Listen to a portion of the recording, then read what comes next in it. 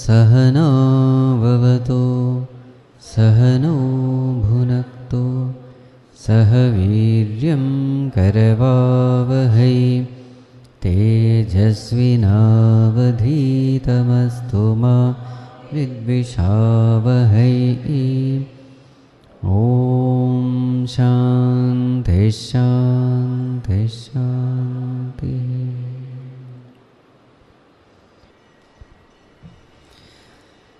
जन्माद्यस्य यतोऽन्वयादितरतः चार्थेष्वभिज्ञस्वराट् तेने ब्रह्महृदाय आदिकवये मुह्यन्ति यत्सूरयः तेजो वारिमृदां यथा विनिमयः यत्र त्रिसर्गो मृषा धाम्ना स्वेन सदा निरस्तकुहकं सत्यं परं धीमहि सच्चिदानन्दरूपाय विश्वोत्पत्त्यादिहेतवे तापत्रयविनाशाय श्रीकृष्णाय वयं नुमः। यं प्रव्रजन्तमनुपेतमपेतकृत्यं द्वैपायनो विरहकातर आजुहाव पुत्रेति तन्मयतया तरवोऽभिनेदुः।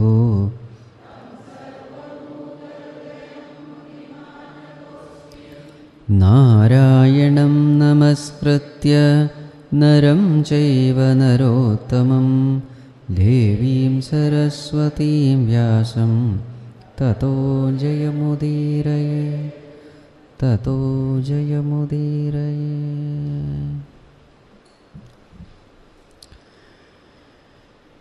So the topic under discussion is the Stuti by Dhruva unto the Lord.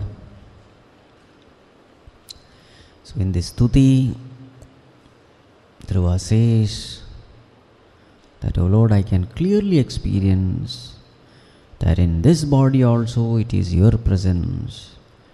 In the whole world also it is nothing but you. You alone have become the Jivatma. You alone have become the Jagat. And indeed I am grateful to you that I could experience you. And this experience has not come as a result of any effort. It has come merely by your grace. And Bhagavan, this joy, the joy of devotion is much, much higher than the joy of the sense pleasures and the joy of even the heavens. So therefore, Bhagavan, bless me that I may get the association with the wise people who are ever drowned in that emotion of devotion. Because only in the company of devotees we gain devotion. Only devotees can give devotion to us, because that is what they have. So if you want something, you must go to those people who have that thing. If you want money, where should you go? Go to rich people. If you want influence, power, where should you go? Go to powerful people.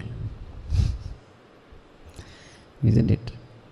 But if you want devotion, then you will have to go to devotees. So here what is the prayer? Bhagavan, give me the company of devotees. Satsangatve Jivan Muktihi. Satsang. Give the Sangha of Satpurushas, noble people, devotees. And then what happens? In their company we develop devotion, we develop dispassion, and effortlessly we are able to break away this bondage called samsara. And now what is the nature of that Supreme Lord who is residing in the heart of everyone? Verse number 15. So this verse is a beautiful verse. Beautiful verse because it contains very many pointers which are very useful for our study, for our contemplation. Very many of them you find in Bhagavad Gita and the Upanishads also. What is that verse? Tvam nitya mukta parishuddha vibuddha atma kutastha adi purusho bhagavan stryadhishah yad buddhyavasthiti makhanditaya swadrishtya drashtasthitavadhimakho vyatirikta ase. Ase, you are seated as what? Tvam ase, you are seated in me, in every individual. How? Nitya mukta parishuddha vibuddha atma. So who is that Lord in all of us? Atma is the Lord. The Self is the Lord. You are seated in everyone as their own self. And what is the nature of this self? Nitya mukta, ever free. Parishuddha, absolutely pure. Vibuddha, omniscient. Sarvatnya, knowing everything. Kutasthaha, now this term you must have heard. Where Bhagavad Gita it keeps coming. Kutasthaha. Kutasthaha. Kuta means what? Anvil. Kutasthaha, the one who remains like an anvil in us. What is the specialty of anvil? Yes, metals are made red hot and beaten to shape, placing on that anvil. And what is this anvil? It just supports that metal, but by itself it doesn't undergo any change. The metal is beaten to shape, but nothing happens to anvil. So anvil remains a changeless support for the changes to happen upon it. So in this way, this consciousness which is there, it remains as a changeless substratum, a support for all the changes to take place around it. So the body is continuously changing, but there has to be a changeless substratum for the changes to take place. What is that changeless substratum? This Atma. How do we know this Atma doesn't change? So refer chapter 2. What is that? Dehinosmin yatha dehe kaumaram yauvanam jara tatha dehantara praptihi dhiras tatra namuhyati. So this is the proof given by Bhagavan. Look at this body of yours. There is a constant change that is happening in you. Kaumaram is there, Yauvana is there, Jara is there. You are going through different stages at the body level. Childhood body is there, youth body is there, old age body, old body is there. All these bodies are changing, but the observer of this change doesn't change. How do we know that the observer doesn't change? The proof is the very same observer who is in the old body, he is able to recollect the experiences in the childhood body.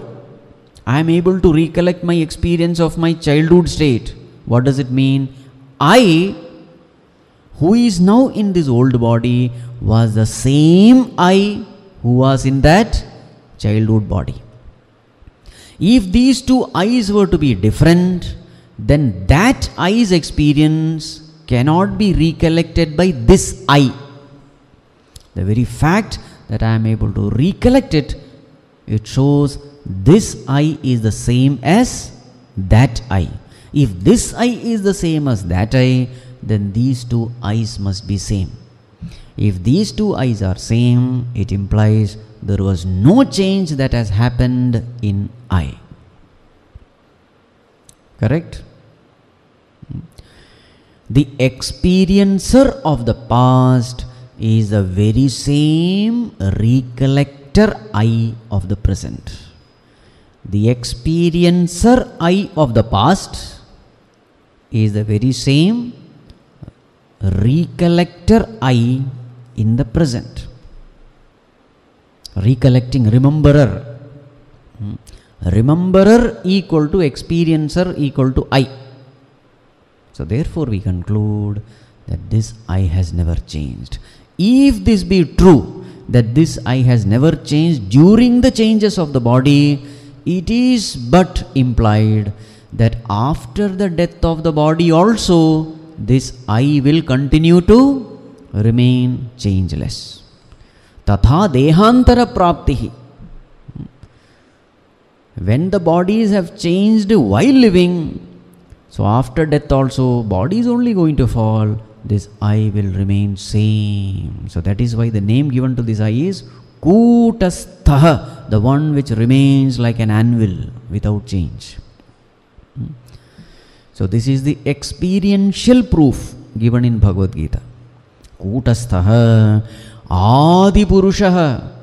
How many millions and trillions of births we have taken, but this self is the only thing which is same in us. Bodies have come and gone, births have come and gone, manifestations have come and gone, various yugas and kalpas have come and gone, but this Purusha in us, it is the same, beginningless.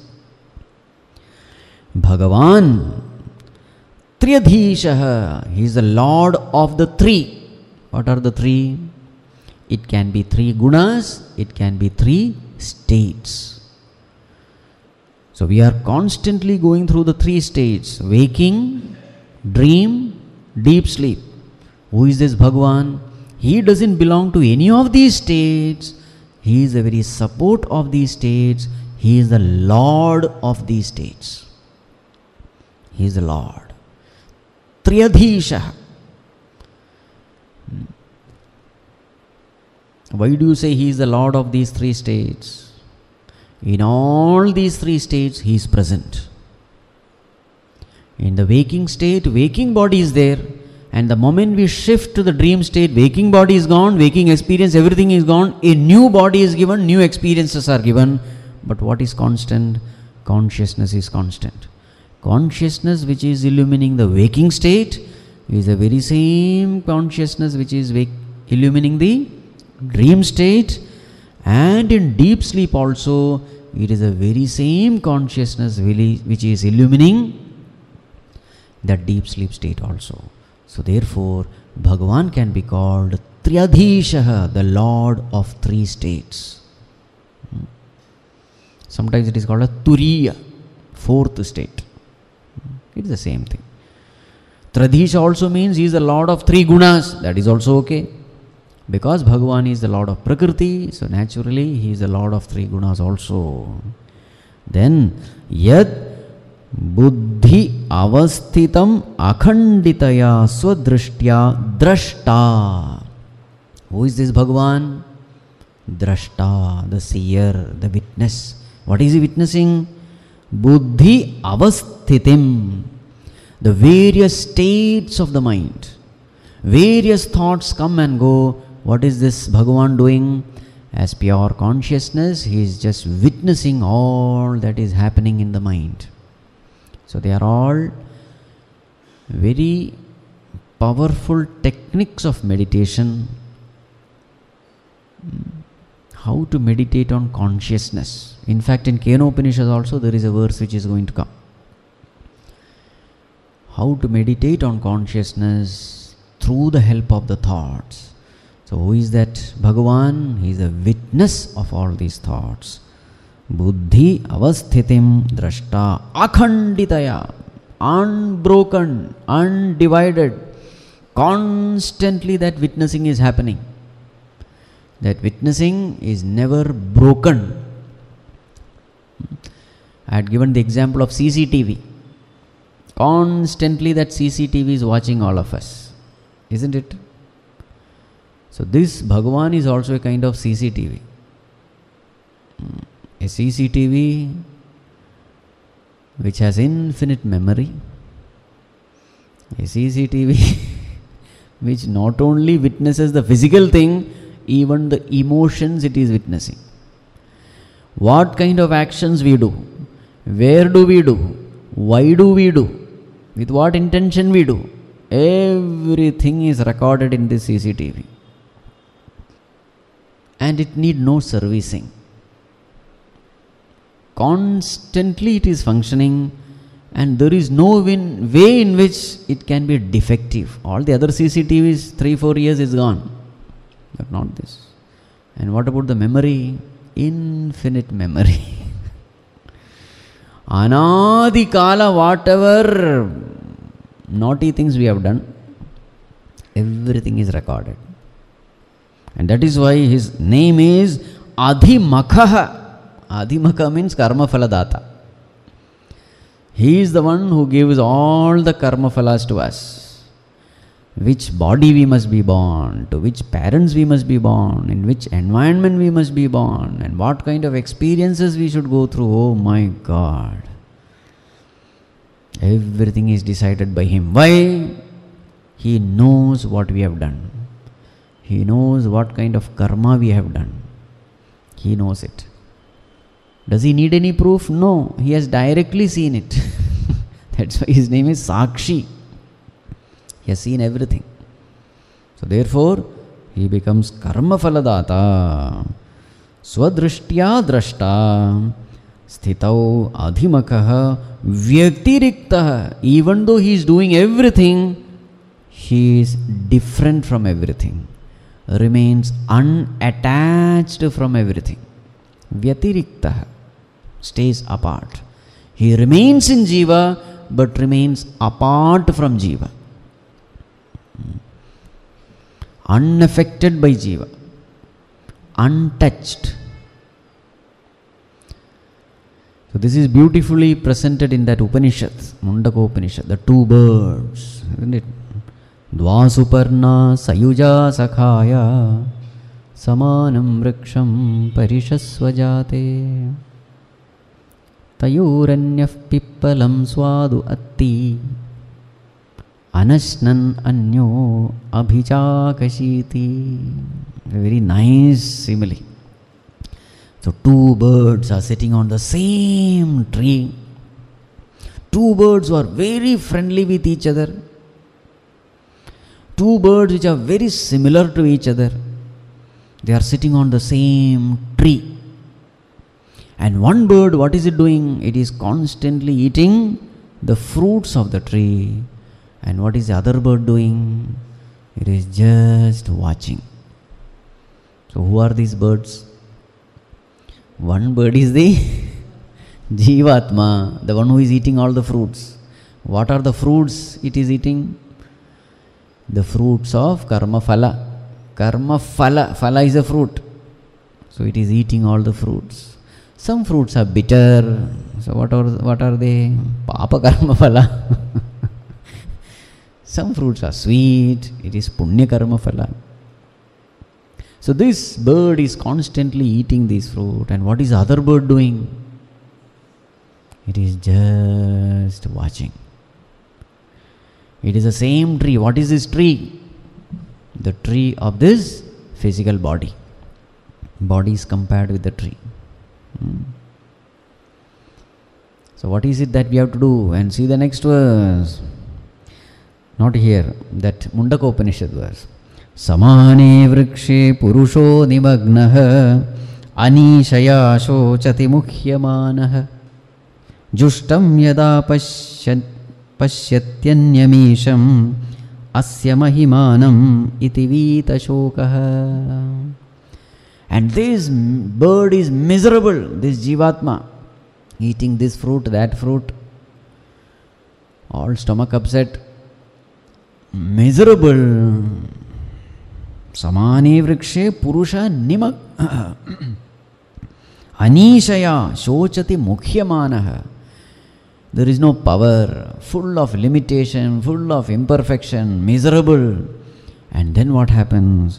Jushtam yada pashyati anyamisham. The moment this bird's attention falls on the other bird, which is just watching, then what happens?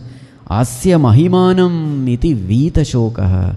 When this bird comes to know the glory of the other bird, its mahima, the infinite, the perfect, the immortal, vita shokah, all sorrows come to an end.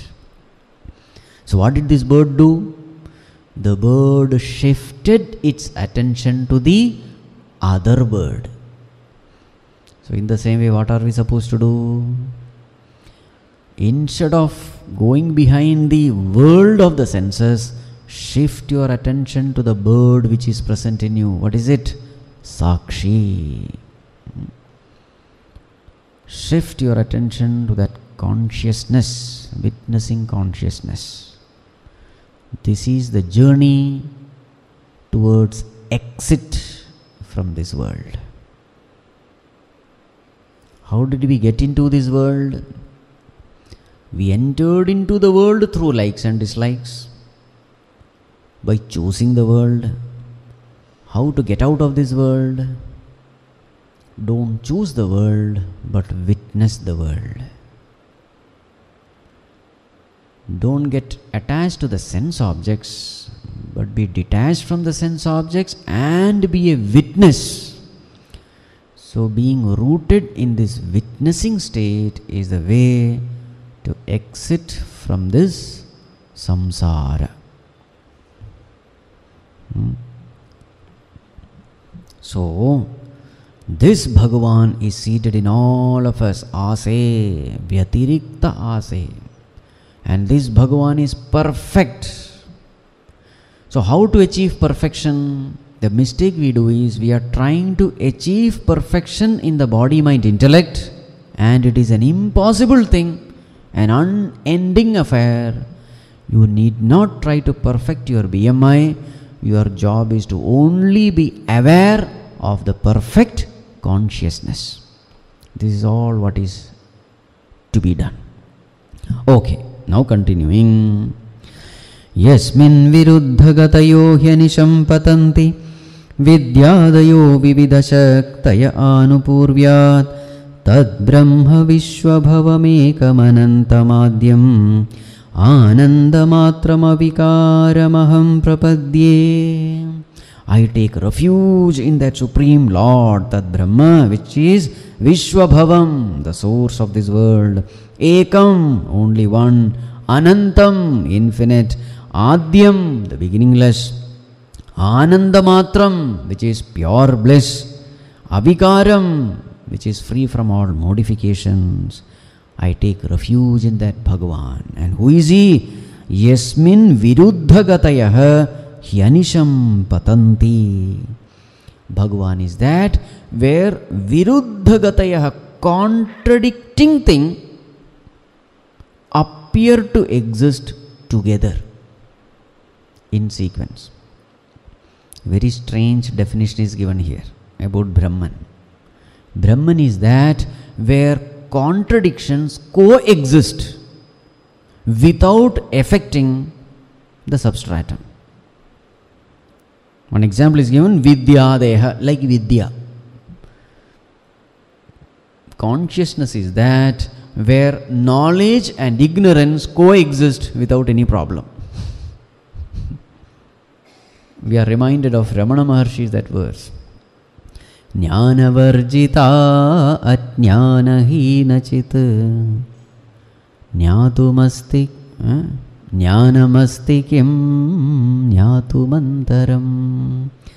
This Atma, this knowledge is such jnana varjita. It is different from knowledge also. Ajnana hina chit. It is different from ignorance also. This knowledge of the self is such that it is neither knowledge nor ignorance. It is different from both. What does it mean? It is that entity which is aware of the ignorance in us and also the knowledge in us. I know English. I don't know Spanish. So there is knowledge of English.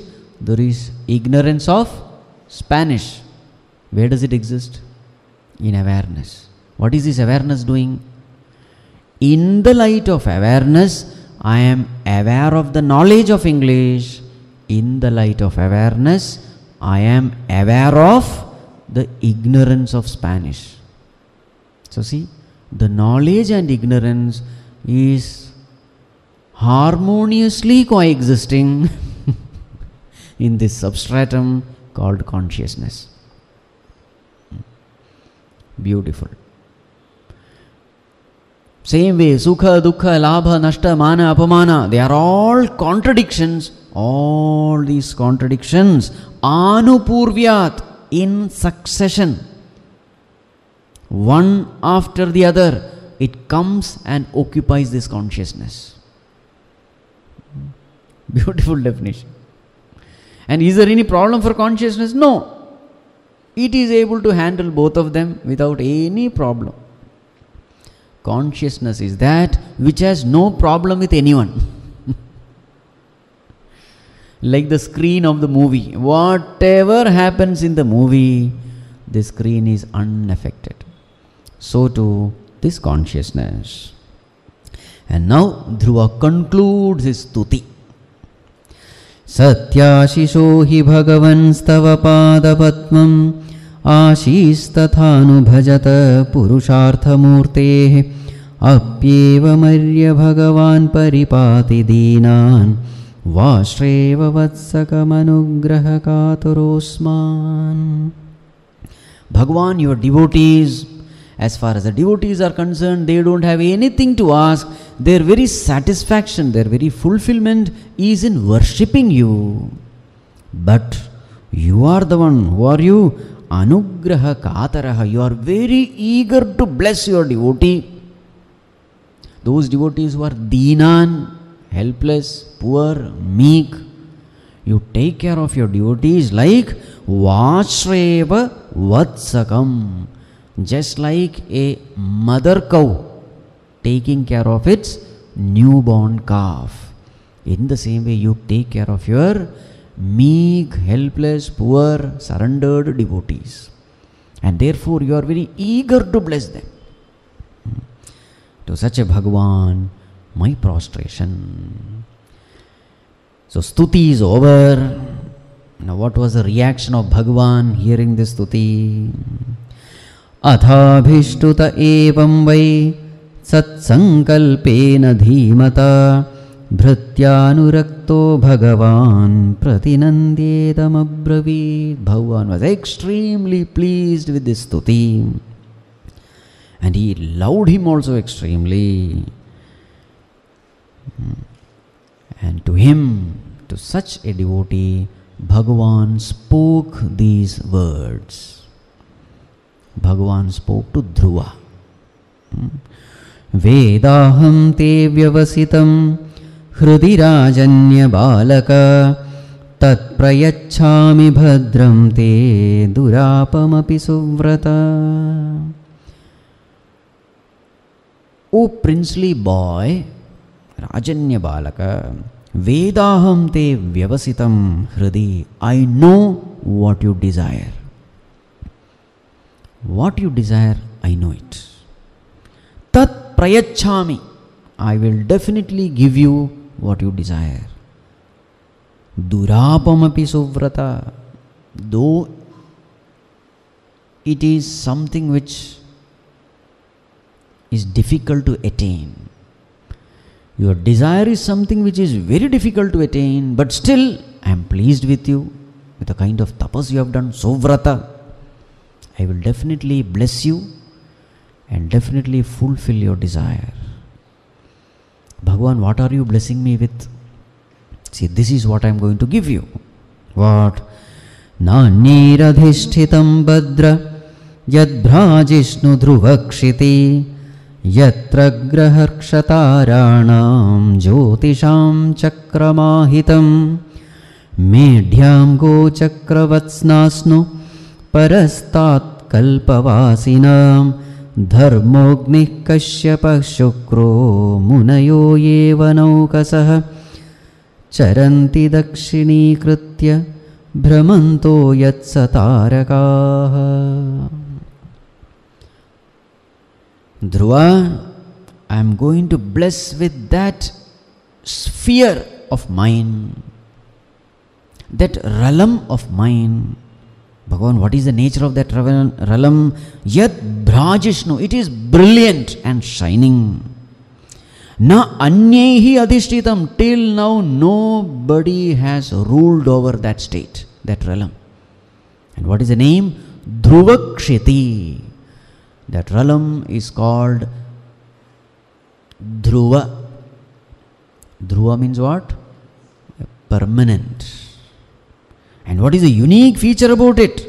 Yatra graha arksha taranam jyotisham chakramahitam.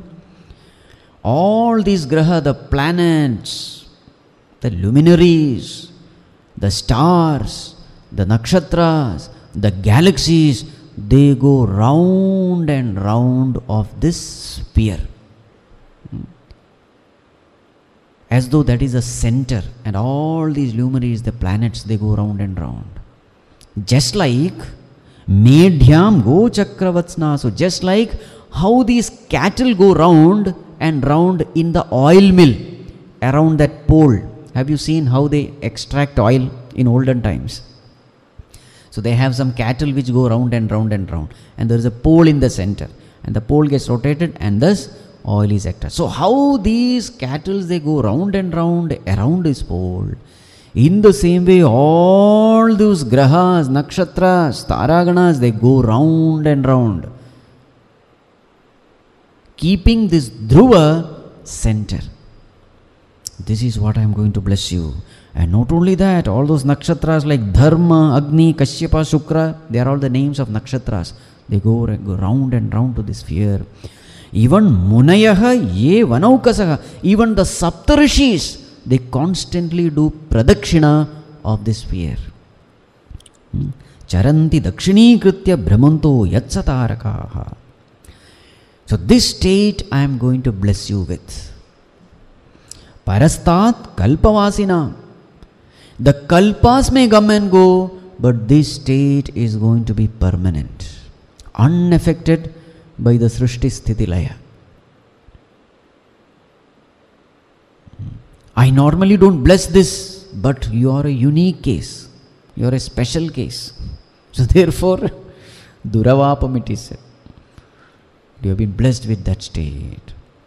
Now, as far as your future is concerned in this world, Prasthite tu vanam pitra datvagam dharma samshayah Shatrimshat varsha sahasram rakshitavyahatendriyah.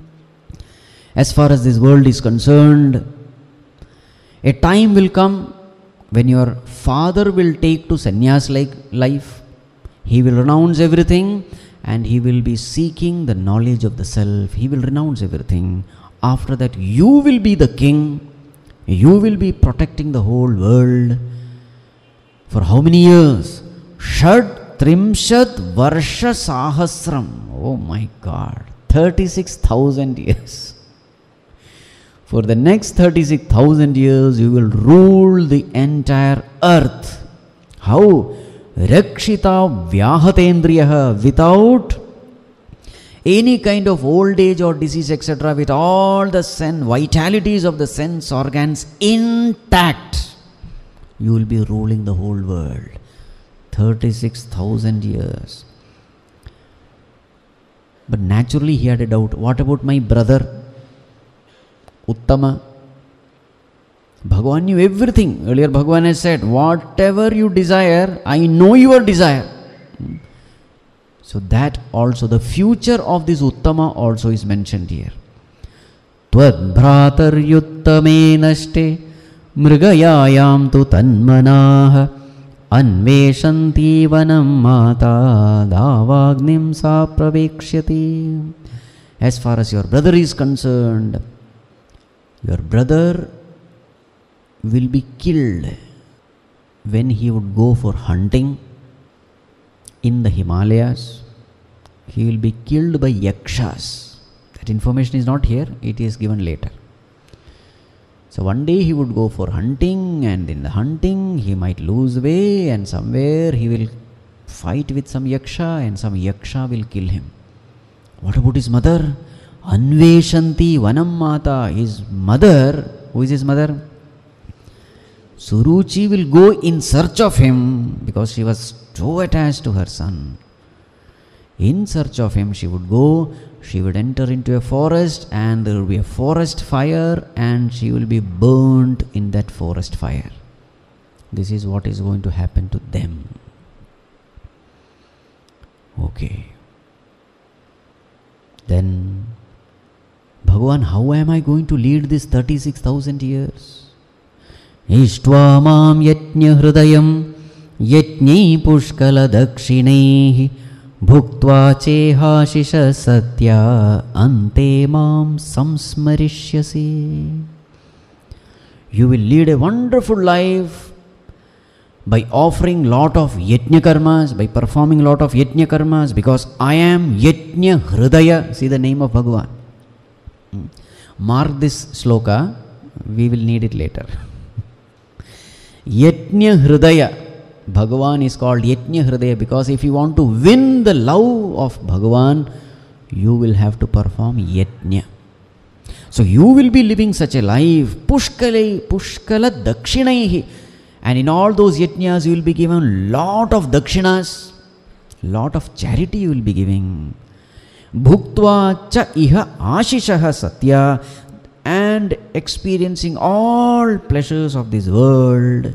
Ante, in the end, mam samsmarishyasi, you will be remembering me. This is how you are going to live your life. Tato gantamsi matsthanam sarvaloka namaskritam uparishtadrishibhyastvam yato navartate gataha. And after your sojourn on this earth, what will happen to you? Tato gantamsi matsthanam, you will come to my abode, which is sarvaloka namaskritam, revered by all the worlds. And it is such world, uparishtad rishibhyastvam. This world is higher than all the worlds of the rishis also, sapta rishis. And once you have reached there, yato navartate gataha, reaching where there is no comeback. Now let us pause here for some time. Is there a sphere called Dhruva? This is the question. Is there such a sphere? Normally people say that Dhruva Nakshatra, that is where he is ruling and all that. So now here we have to understand, this is the story part. Because if you accept that there is some Dhruva Nakshatra where this Dhruva is ruling, you will have lot of problems. According to the description here, if you assume that there is some nakshatra somewhere which is eternal, which is permanent, etc., you are going to have problems. Understand, these stories are for children. What is the problem? Let us assume that there is some sphere there, eternal sphere. The problem is, in our scriptures there are only 14 worlds. And which is the highest world? Brahmaloka is the highest world. Where did this Dhruvaloka come? Where will you put it? Will you put it above Brahmaloka or below Brahmaloka? Problem starts now. Will you put it above or below? You will have to put it above because he has said, I must be higher than my forefathers. His forefather is Brahmaji. So it should be higher than Brahmaloka. But in no scripture it is said there is a Dhruvaloka higher than Brahmaloka. So it will be contradicting the statements of scriptures itself. Now, will this Dhruvaloka be higher than Vishnu Loka? Again a problem will start. And here if you see, Tato Gantamsi Matsthanam, you will come to my abode. Then you will have to say, then Vishnu Loka is equal to Dhruvaloka. Earlier it is said, you will go to Dhruvaloka. Now Bhagavan is saying, you will come to my Loka. And once you have reached, you will not go back. So then what has to be understood? What we have to understand is Vishnu Loka is Dhruva Loka. So you will have lots of problem if you consider that there is some Dhruvaloka. Now, suppose he goes to Dhruvaloka. Who will be there to help him? Because he is the only one. Just imagine the condition. You are in a world where you are the only one. So you will have to cook food also for yourself. Misery. Okay. Now let us assume you go there. Now, what kind of experience you will have? The experience of finitude or the experience of infinity? You will be still a jiva there, isn't it? Some people are trying to go to Mars. I think 2025 or so they are planning. Everything is getting ready. The percentage of reaching Mars is, it is at 2%. If everything goes well. And in Mars there is no oxygen, there is no food, everything you have to do. And I think once in 6 years or something only you can go there. Only then that positions are right. What is that? Mission Mars 1, something like that is there. So people have given millions of dollars for that. They have booked their ticket. They want to go there. Now here, such people are there in the society. What I am trying to say is, these stories are for them. What is Dhruvaloka? It is nothing but abidance in the self. If you take this meaning, then you will have no problem at all. Because this itself is Vishnu Loka. And once you reach there, yato na vartate gataha. There is no coming back. Dhruvaloka, for the people who have understood the scriptures, this Dhruvaloka is nothing but the world which is permanent, and which is that permanent world, it is only consciousness. There cannot be any world which can beat time. Time is the destroyer of everything. In fact, in this very same Dhruva episode itself, Dhruva is realizing this truth, that there is nothing permanent in this world. He gets Vairagya. So therefore, we will have to understand stories for people who are gross-minded. But really speaking, this Dhruvaloka is nothing but liberation. Right, now something very interesting is going to happen. What is it?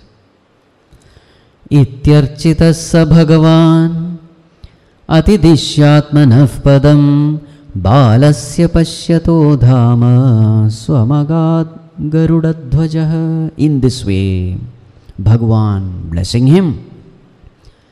And as he was seeing, Bhagavan disappeared from his eyes. He blessed him. So what is the blessing? That you will rule the Dhruva Nakshatra, and then you will rule this earth for 36,000 years.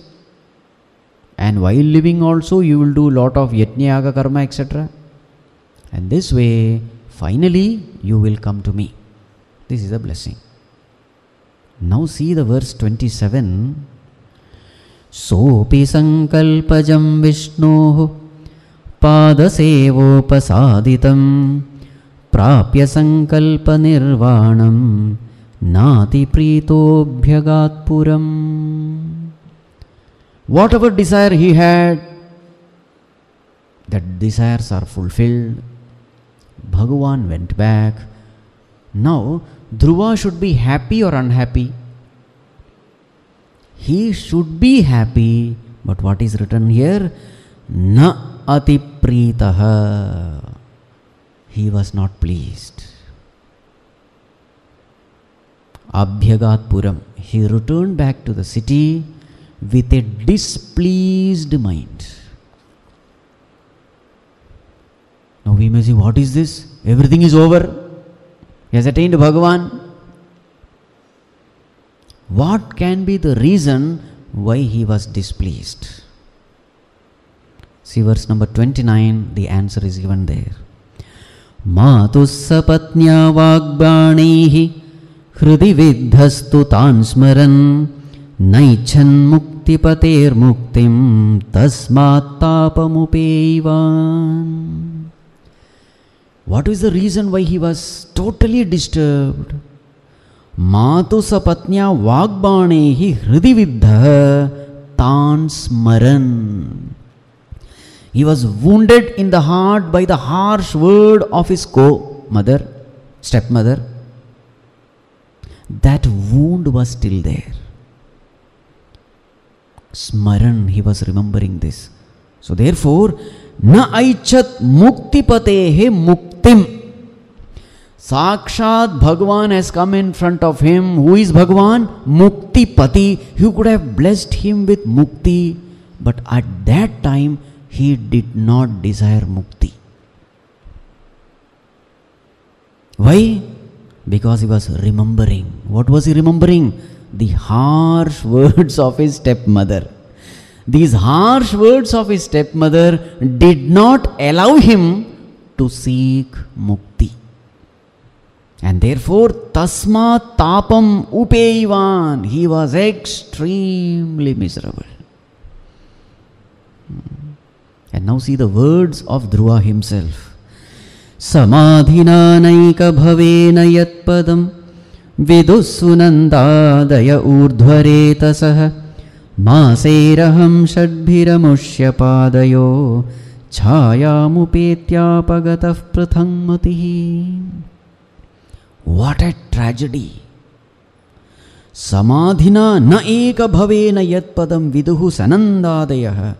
These Sanandadi rishis, Sanaka, Sanandana, etc., the mind-born sons of Brahmaji, those rishis, very many births it took for them, and they have attained that supreme state of liberation by practicing Urdhvareta, Naishtika Brahmacharya and all that. Very many births it took them to reach there. I did it in just 6 months. But I have come back prathangmatihi, with my mind fixed on something worldly. Now he is lamenting now. What a big tragedy. Bhagavan, who could have blessed me with liberation, was there. I did not ask that. I asked something stupid, something worldly, something absolutely nonsensical, something which is perishable. What a big fool I am.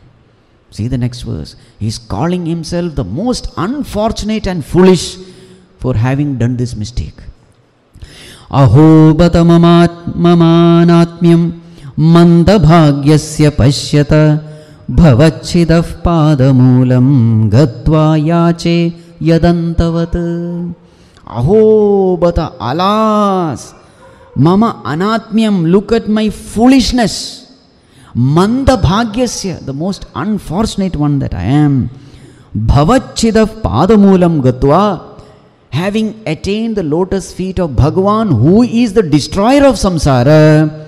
What did I ask? Yache yad antavat. I have begged from him what?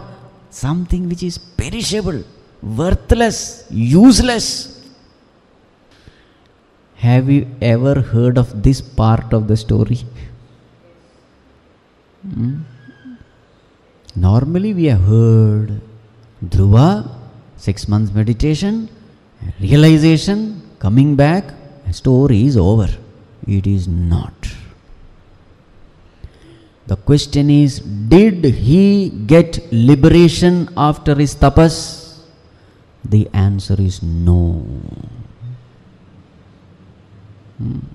Actually, it's a very tragic end. After all this tapas, is he happy?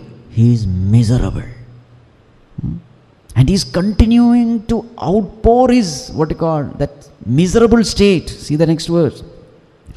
Matir vidushita devaihi patadbhirasahisnubihi yo naradavachastathyam nagrahisham asattamaha. Definitely these devatas have made my intellect perverted. That is why even when Bhagavan was there, I could not ask for this. Patadbhihi asahishnu. These devatas, they are so jealous of me. They did not want me to go ahead of them. So therefore, what did they do? They just perverted my intellect. and made me ask something foolish. Yo Narada vachastatyam. That is why even though Narada himself came to guide me, I did not pay any attention to his words. Nagrahisham asattamaha. If only I had listened to the words of Naradji. But I could not. Why? Definitely these devatas have played some trick on me. And this is how we all do. We don't want to take the blame. We are very happy putting the blame on somebody. Isn't it? Either we put the blame on the grahas, the nakshatras, the fate, the destiny, the astrology, this, that. Some way we want to escape from taking the responsibility. He is also doing the same thing. These devatas must have done something. Again he is crying and lamenting.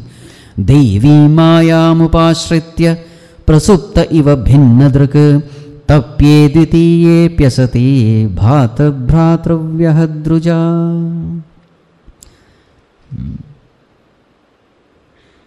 This Devi Maya, I was totally deluded by this Devi Maya, because of which that hatred feeling remained in my heart against my brother. Who is this brother? Actually, he is my own self, but because of this delusion, I considered him as somebody else, and then I started entertaining hatred feeling towards him, and that hatred feeling became a disease in my heart. Against whom? He is my own self. So just like how a person who is dreaming, he sees all the dream people different from himself, in the same way, I saw my own brother different from me. And because of this vision of plurality, I started entertaining the feeling of hatred, and today this feeling of hatred has created such a big loss for me. Why I could not ask for liberation? Because of this hatred, because of that feeling of revenge, because of that disturbance, because of that thing, I lost everything.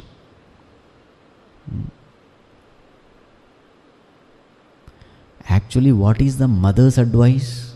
If he had only listened to his mother's advice, what did mother say? Ma amangalam manstha, never think evil of others. Mother had advised, he did not listen. And what was the next line? Paradukkadaha janaha tat bhungte. Same thing happens to Dhruva also. He was thinking evil of his brother, and finally that his own evil thinking comes back to him as evil karma phala. The loss is really great, because he was just, as though we can say, the goal post was there, ball is there, goalkeeper is not there, he just have to just push the ball, it would have been a goal. He did something else there. Just imagine. So whose loss is a bigger loss? His loss. And what is the price he has to pay? 36,000 years. How much is 36,000 years?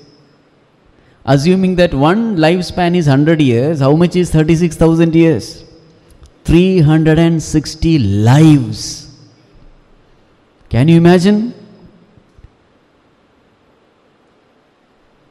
One mistake has costed him 360 lives, assuming 100 years. He is beating his head. What have I done? Are you able to understand the gravity of the situation? 6 months he achieved, but one mistake, and he had to pay dearly. Mother's advice was ignored. Naradji's advice was ignored. Naradji told, this disturbance, clear it. This is moham. The real work you have to do is not outside, it is inside. It is the mind. Take care of your mind. He did not listen. No, I can't do it. I am a rajasic person. Disobedience to Rishi. If he had only worked in this direction, it would have been a shortcut. Now see, what is he saying? See, he can't stop the kind of laws which he has gained, which he has anchored. Mayyetat prarthitam vyartham chikitseva gatayushi prasadya jagadatmanam tapasa dushprasadanam. I did such an intense tapas, that Lord which is the most difficult to please, I could please him also, but I have asked something so stupid. It was like chikitseva gatayushi. It was like giving treatment to a dead person. How useless is this job? See, whom do you treat? You treat a patient. You treat a person who is alive. Now suppose you are giving medical treatment to a dead body. How useful it is. How useless it is. In the same way, such a great achievement, I have made it completely useless. Bhavachidam ayacheham bhavam bhagya vivarjitaha. Look at this unfortunate fellow that I am. Bhavachidam is in front, and what am I asking? Bhavam. The destroyer of samsara is in front, and what am I asking? Bhagavan, please give me more and more samsara. Instead of asking for liberation, I have asked for bondage. Swarajyam yacchato maudhyat mano me bhikshito bata Ishwarat kshina punyena phalikara nivadhanaha. In my foolishness, instead of asking moksha from the giver of moksha, what I have asked? Manam bhikshitaha. I have asked for those things which will only bloat my ego and put me more and more into samsara. I have asked for mana. What is mana? Ego. This is what I have asked. Ishwarat kshina punyena phalikara nivadanaha. It is like a person, a poor person, he goes to a very rich person, and what is he asking? He is asking for the chaff. You know chaff? The rice grain. Rice is removed, the outer covering. So here is a poor man who goes to a rich man. He could have asked anything, and what is he asking? This husk, this empty shell, or not shell, that covering. Useless, worthless thing. And this way that Dhruva was lamenting. It is an anticlimax. Where he was and where has he reached. Now we will analyze more of that Bhagavan's blessing. You know, see, that's why we have to study the scriptures as it is. Otherwise we will never know what is really there. More of analysis we will do tomorrow. Right. Om Namo Narayanaya. Om Namo Narayanaya. Om Namo Narayanaya. Om Namo Narayanaya. Om Namo Narayanaya. Om Namo Narayanaya. Om Namo Narayanaya. Om Namo Narayanaya.